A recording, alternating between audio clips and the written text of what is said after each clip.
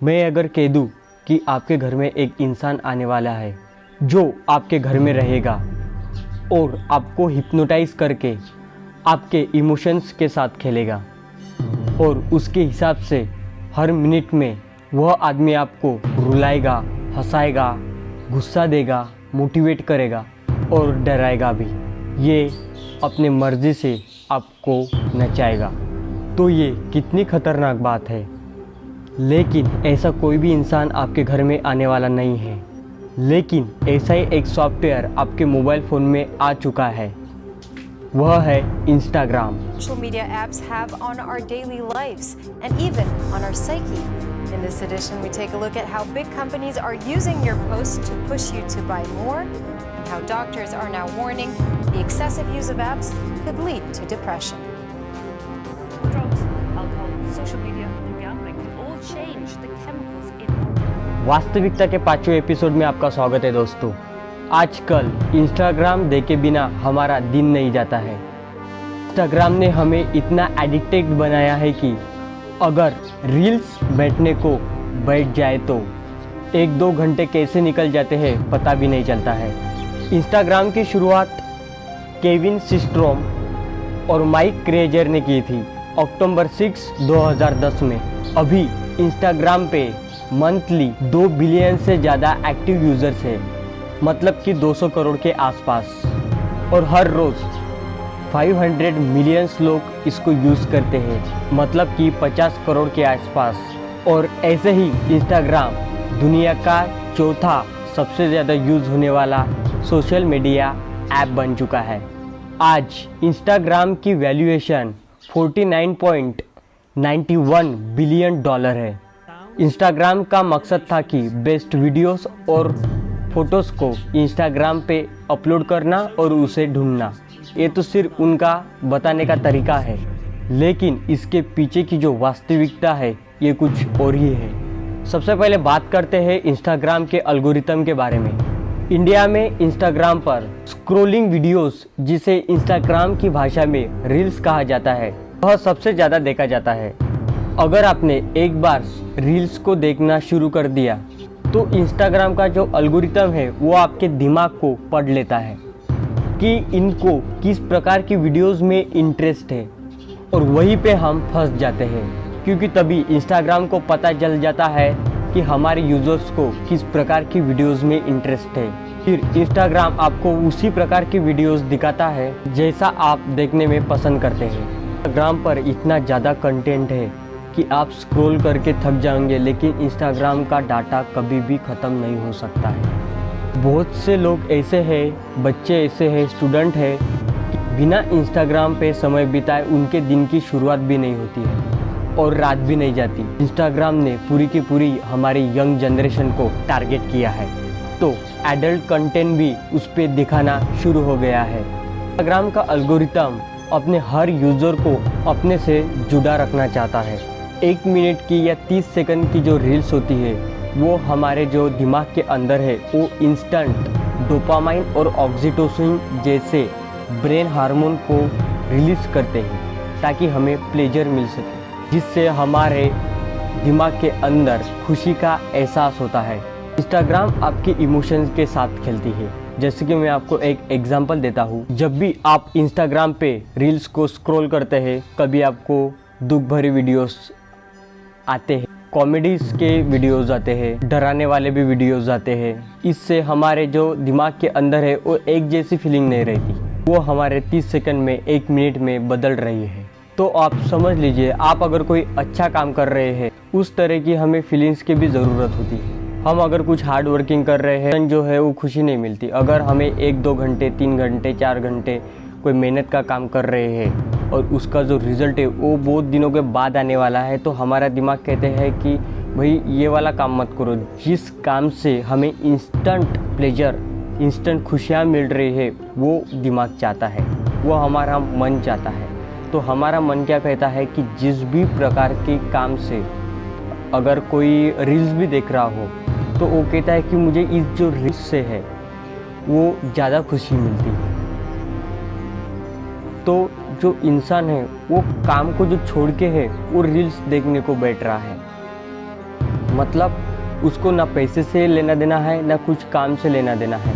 उसका जो दिमाग है वो पूरा एडिक्टेड हो जाता है कि सिर्फ और सिर्फ उसको रील्स देखना है, क्योंकि उसको खुशियाँ चाहिए, उसको प्लेजर चाहिए। वो एडिक्शन, जैसे कि हम बेवरेज जो है, जो अल्कोहल होते हैं, उससे जो होता है हमें इंस्टेंट एडिक्शन होता है। उससे क्या होता है कि हमें नशा चढ़ जाता है, हमें डायरेक्टली इंस्टेंट प्लेजर मिलता है।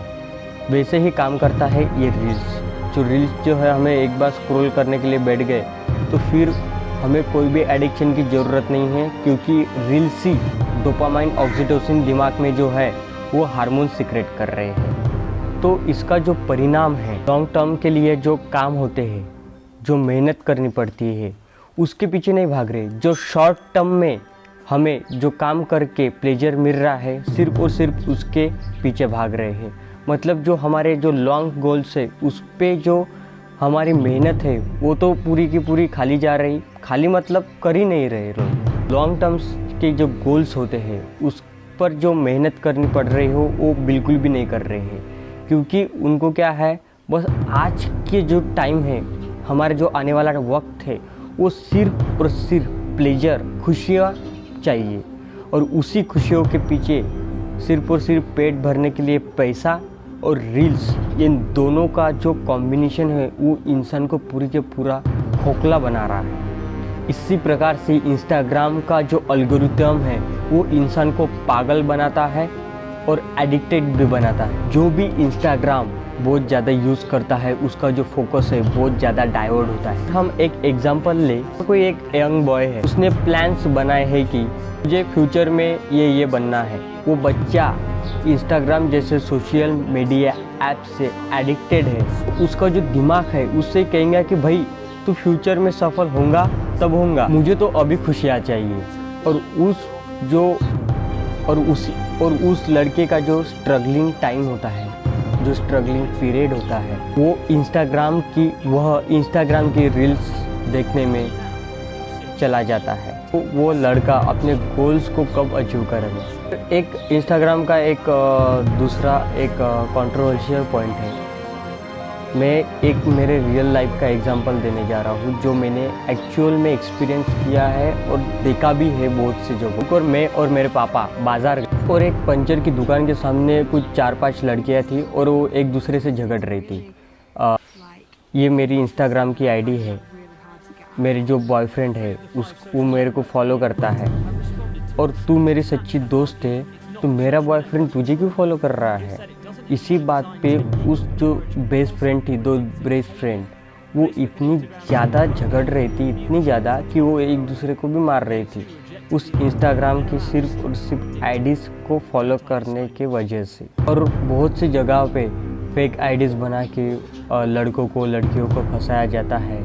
कोई तो ऐसे भी स्कैम चल रहे हैं कि जो फेक आईडीज़ बनाते हैं लड़कियों के नाम पे, और उससे जो है लड़कों को रिक्वेस्ट भेज के उनसे के साथ लड़कियों के जैसे चैटिंग करके उनके साथ पैसे मांगते हैं, मोबाइल के रिचार्ज करवाते हैं। बहुत से ऐसे भी स्कैम देखे हैं और भी चल रहे हैं। ऐसे ही ये सोशल मीडिया ऐप्स हमारे जो समाज पे इतना ज़्यादा गहरा असर डाल रहे हैं कि आप सोच के देखिए कि हमारे जो यंग जनरेशन है, जिस प्रकार से उनको जो करना चाहिए वो तो नहीं, लेकिन कुछ और ही चल रहा है। हम टेक्नोलॉजी को किस हद तक दोष दे सकते हैं। जैसे जैसे दुनिया आगे बढ़ेंगी और नई नई मीडियाज़ ऐप है और इन पे जो है काम करने वाले जो है इनको बिल्ड करेंगे।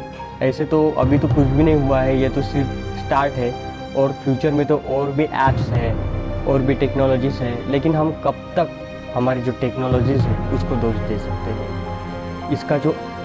लेकिन इन टेक्नोलॉजी का हम कैसे यूज़ कर सकते हैं हमारे अच्छे कामों के लिए, हमें ये सीखना होगा। ज़माना है, बहुत से लोगों ने इन सोशल मीडिया ऐप्स का इस्तेमाल करके अपना भविष्य भी बनाया है।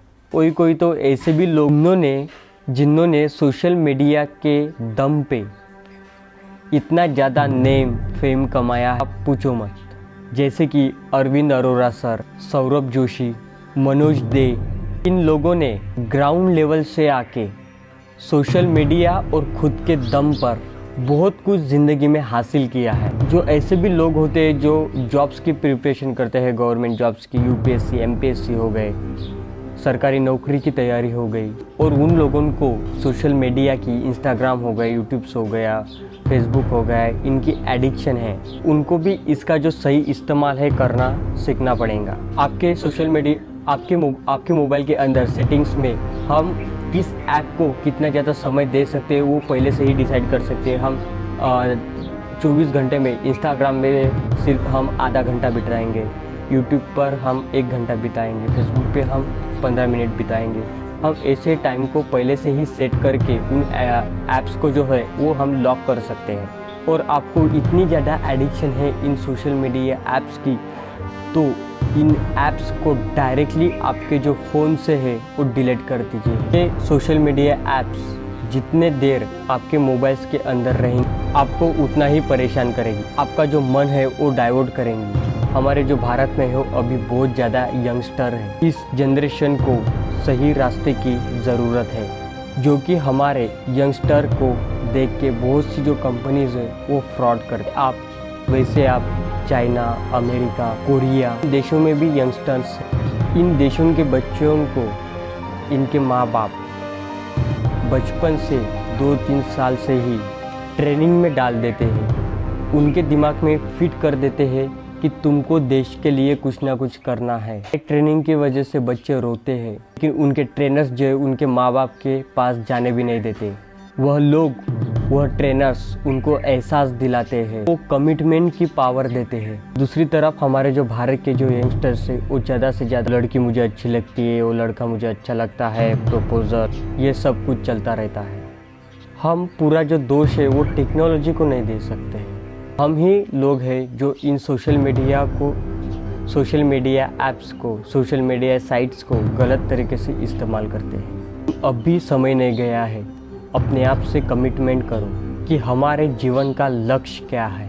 तब तक भूख प्यास इंटरनेट को भूल जाओ और अपना जो पूरा फोकस है वो लक्ष्य पे लगाओ, ताकि आने वाली जनरेशन भी बोले कि उसे आपकी तरह बनना है, सिर्फ आपकी तरह। मिलते हैं हमारी वास्तविकता के अगली वीडियो में, तब तक के लिए धन्यवाद।